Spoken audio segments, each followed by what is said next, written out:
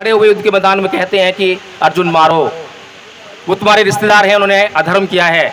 लेकिन तथागत बुद्ध जब अंगुलीमाल को सुधारने के लिए जाते हैं तो वहां वो मारने के लिए नहीं कहते किसने पाप किया है, इसने 1000 लोगों को मारा है। वे निहत्थे जंगल प्रवेश करते हैं, कोई हथियार नहीं है, कोई सेना नहीं है, और उसके चित्त परिवर्तन करके सुधार के उसको जो है वापस समाज में लेकर आते हैं, भिक्षु बना देते हैं। और वही भिक्षु जो कल तक हत्यारा था, सुधरने के बाद उसी समाज के कल्याण के लिए काम करने लगता है। इस तरह की सांस्कृतिक परिवर्तन की आज जरूरत है। कुमार मेघवाल के ऊपर अत्याचार हुआ और वहां पर जाकर जितने भी नेता हैं बड़ी बड़ी बातें कर रहे थे, मार डालेंगे, ये कर देंगे, वो कर देंगे। कि ये अत्याचार किसी व्यक्ति के ऊपर नहीं हुआ है, पूरे समाज के ऊपर हुआ है। और जो मुआवजे की बात हो रही है, नौकरी की बात हो रही है, वो उसके साथ तो न्याय हो सकता है, लेकिन अत्याचार क्योंकि समाज के ऊपर हुआ है तो समाज के साथ न्याय कब होगा?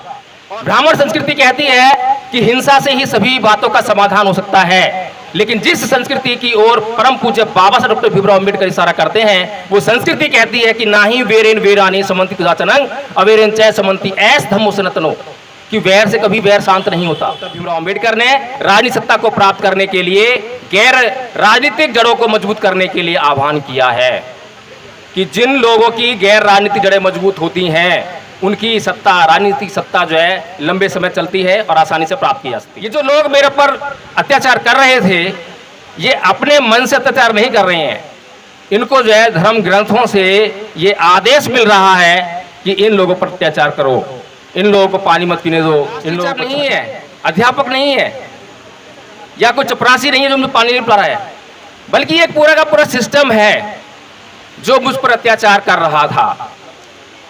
और उन्होंने देखा कि ये ना केवल मेरे ऊपर अत्याचार हो रहा है बल्कि पूरे मेरे समाज के ऊपर अत्याचार हो रहा है और हजारों वर्षों से हो रहा है। मैं एक सामाजिक कार्यकर्ता हूं, राजनेता नहीं हूं। और परम पूज्य बाबा साहब डॉक्टर भीमराव अंबेडकर ने बड़ी अच्छी तरीके से एक सामाजिक कार्यकर्ता और एक राजनेता में अंतर बताने का काम किया है।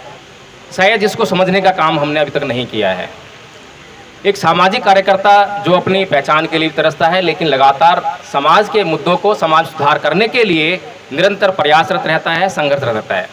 लेकिन एक राजनेता जो है लाग लपेट वाली भाषा बोलता है, वो बातें बोलता है जो तत्कालीन समाज है, जो उसको सुनना पसंद करता है, और वह कोई भी ऐसी बात नहीं करता है, चाहे वो बात समाज के लिए कितनी भी जरूरी क्यों ना हो, चाहे वह बात समाज के सुधार के अंतर्गत क्यों ना हो, वह वही बात बोलेगा जो उस समाज को पसंद हो, चाहे वह कोई रीति रिवाज हो, परंपरा हो, कुछ भी मामला हो। लेकिन परम पूज्य बाबा साहब डॉक्टर भीमराव अंबेडकर हमारे समाज में एक ऐसे सामाजिक कार्यकर्ता के तौर पर आए और समाज सुधारक साबित हुए, जिन्होंने कभी भी उस राजनीति के लिए अपने समाज सुधार को गिरवी या बेचा नहीं। और परम पूज्य बाबा साहब डॉक्टर भीमराव अंबेडकर ने कभी भी, कोई भी कितना ही बड़ा नेता क्यों ना हो, किसी भी समय उनकी राजनीति खतरे में क्यों ना रही हो, लेकिन सच बात को बोलने से कभी गुरेज नहीं किया। इसीलिए मैं भी यहाँ पर आया हूँ।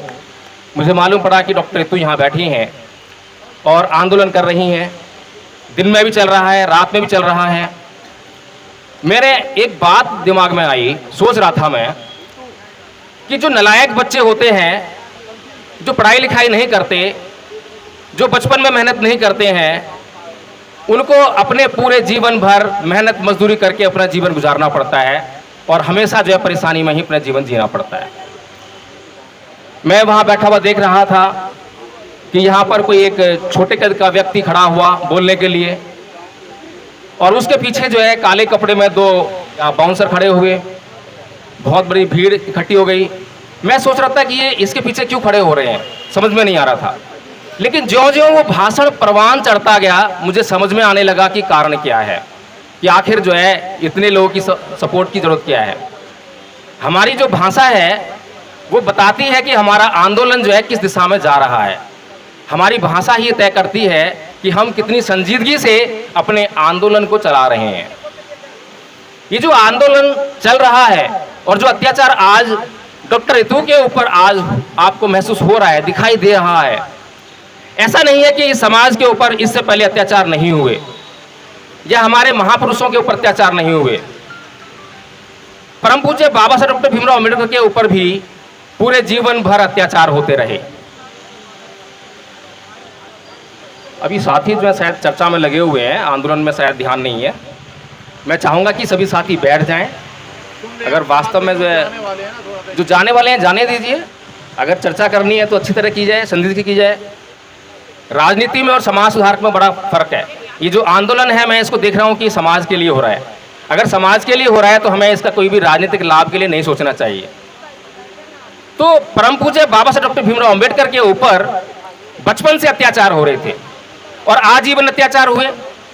जब वे पढ़े लिखे नहीं थे तब भी अत्याचार हुए, जब वो स्कूल एजुकेशन ले रहे थे, और जब वे बड़ी बड़ी डिग्रियां लेकर विदेश से वापस घर में लौटे तब भी उन पर अत्याचार बंद नहीं हुए, तब भी अत्याचार होते रहे।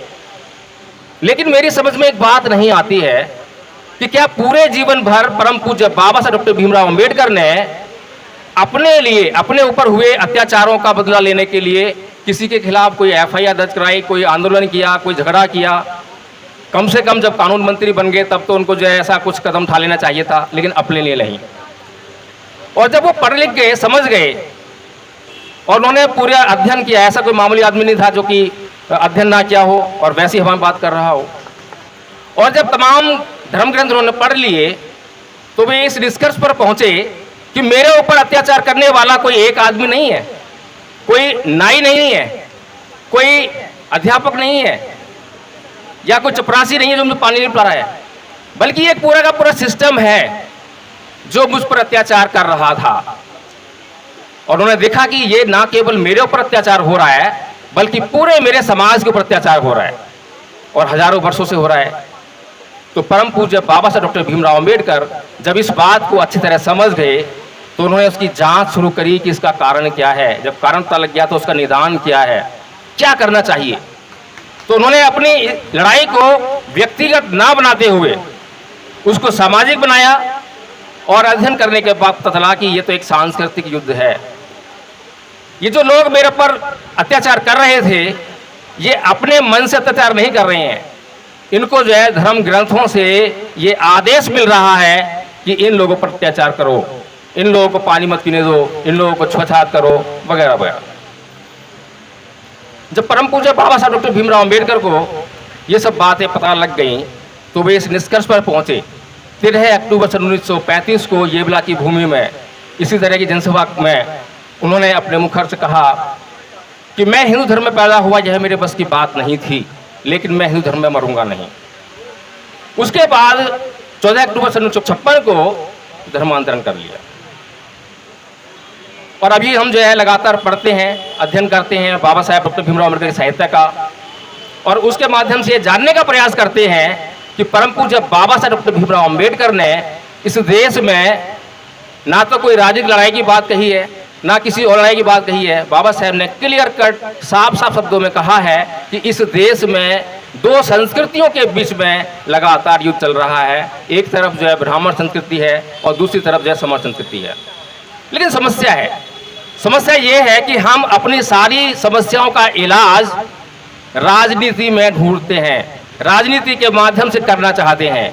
बाबा साहेब ने कहा था कि आपकी सभी समस्याओं की जो जड़ है या चाबी है, हल है, वो राजनीति में है, इसलिए सत्ता को प्राप्त कीजिए। बात ठीक है, लेकिन उन्होंने जो उसको प्राप्त करने के लिए साधन दिया उसकी तरफ हमने कभी गौर नहीं किया।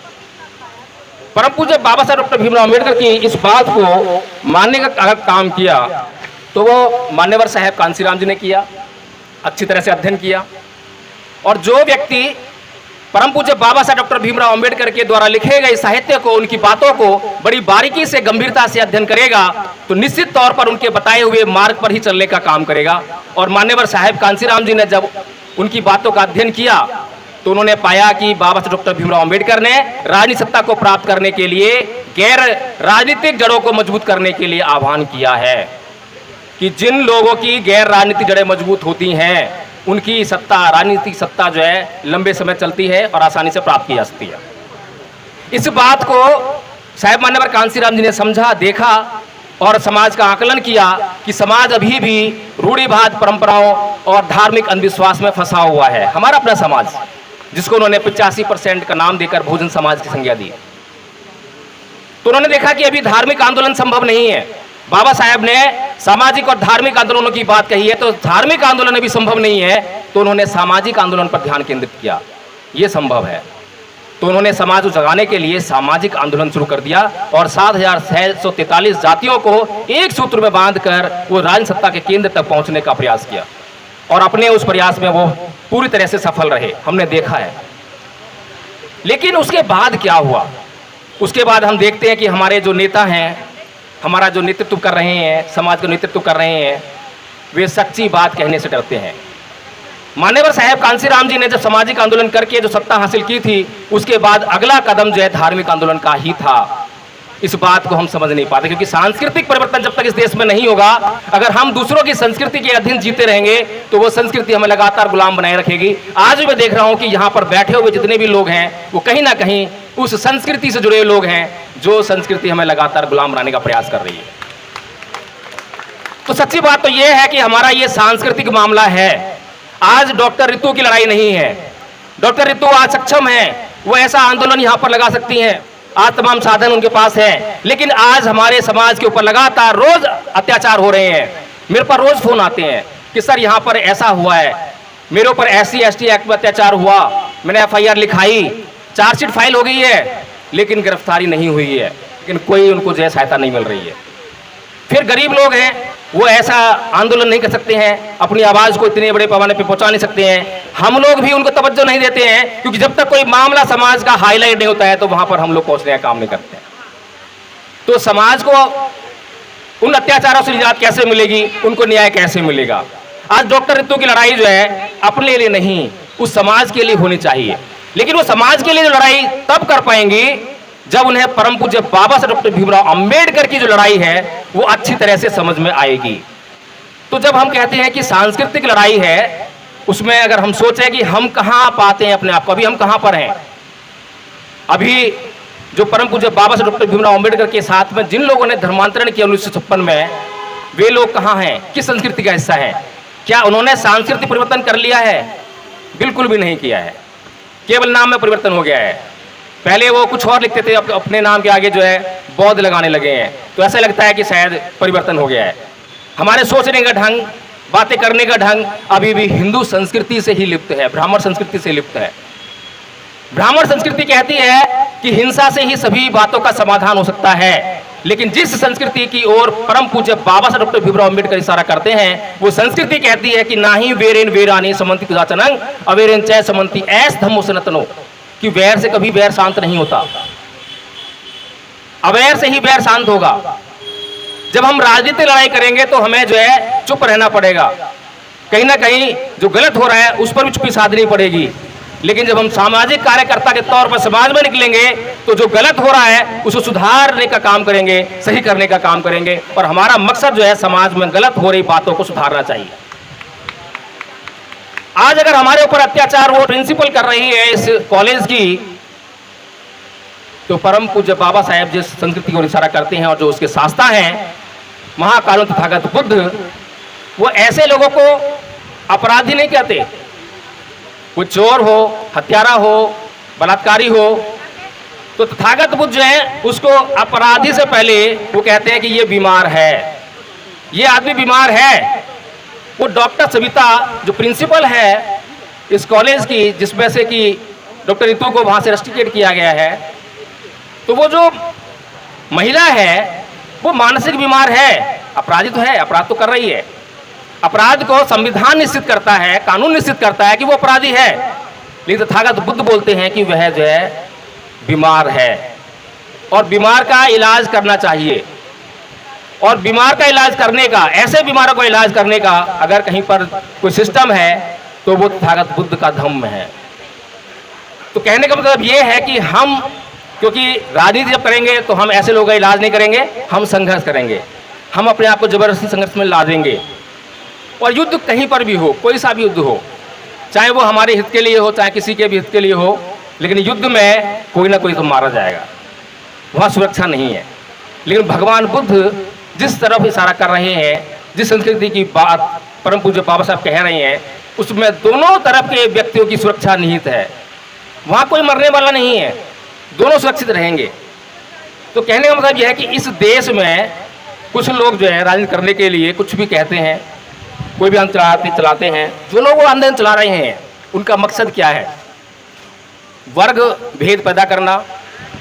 वहाँ संगठन है, यहाँ संगठन है, मेरा दल है, तेरा दल है, वह संख्या का मामला है। ये तथागत बुद्ध संख्या की बात नहीं करते, गुण की बात करते हैं। वे समाज सुधार की बात करते हैं। मैं यूट्यूब के माध्यम से राजेंद्र पाल जी को सुन रहा था, यहाँ पर आए होंगे, रतनलाल जी को सुन रहा था, अभी एडवोकेट भानु प्रताप सिंह जी भी बैठे हुए हैं, उनको भी कई बार सुना है। तो मेरी पीड़ा हमेशा ये रहती है कि जो परम पूज्य बाबा साहब डॉक्टर भीमराव अम्बेडकर, उनको पढ़ने का काम हम इल्ज़ाम लगाते हैं कि जो अनपढ़ समाज है, कम पढ़ा लिखा समाज है, वो पढ़ता नहीं है, समझता नहीं है। लेकिन जो प्रबुद्ध वर्ग है, जो पढ़ सकता है, सोच सकता है, चिंतन कर सकता है, कोई प्रोफेसर ऐसे ही नहीं बनता, डॉक्टरेट करता है, पीएचडी करता है, बहुत बड़ी रिसर्च करता है, उसका दिमाग का जो है परिष्कार हो जाता है, सोचना समझना स्टार्ट कर देता है। तो अभी तक हम लोगों ने परम पूज्य बाबा साहब डॉक्टर भीमराव अम्बेडकर के सिद्धांतों पर सोचना समझना शुरू क्यों नहीं किया है? अगर इंद्र कुमार मेघवाल के ऊपर अत्याचार हुआ और वहां पर जाकर जितने भी नेता हैं बड़ी बड़ी बातें कर रहे थे, मार डालेंगे, ये कर देंगे, वो कर देंगे, छोटा सा काम कर रहा था कि ये अत्याचार किसी व्यक्ति के ऊपर नहीं हुआ है, पूरे समाज के ऊपर हुआ है। और जो मुआवजे की बात हो रही है, नौकरी की बात हो रही है, वो उसके लिए तो मुआवजा हो सकता है, उसके साथ तो न्याय हो सकता है, लेकिन अत्याचार क्योंकि समाज के ऊपर हुआ है तो समाज के साथ न्याय कब होगा? और परम पूज्य बाबा साहब डॉक्टर भीमराव अम्बेडकर ने इस बात में साफ साफ कहा है। लेकिन हम लोग लाग लपेट करने वाले लोग हैं।